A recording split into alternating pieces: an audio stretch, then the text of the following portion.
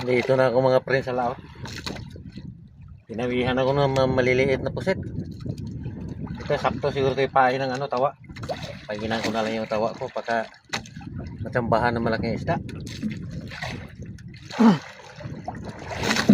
Nahuli na ako dalawa. Maliliit din.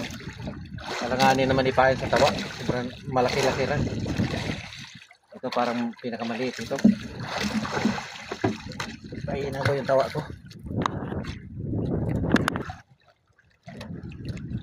Ito, sakto talaga ipain. Sakto.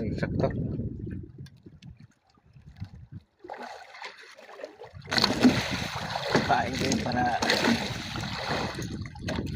matambahan.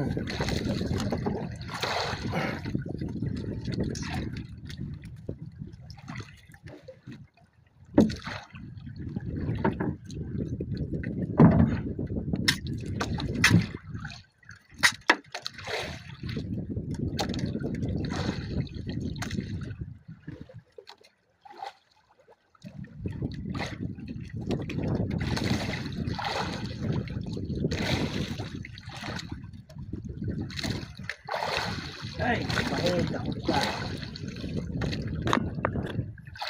Pabrik na yung ano ko. Sinalubong yung pain ko na tawa. Ano kayang isda ito? Hindi naman kalakihan ito kasi magaan na. Ano kayang isda ito? Karungpi ito. Parang tulingan na maliit.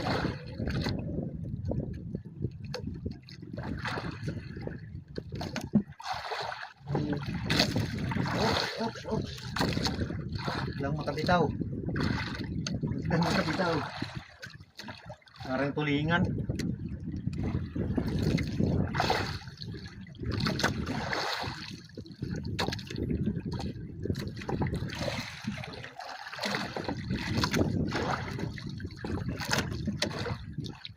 Tulingan nga.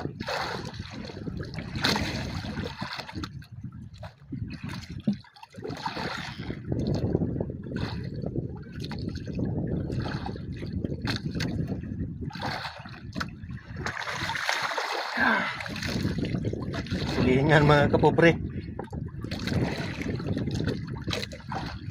Mga 2 kilo mahigit.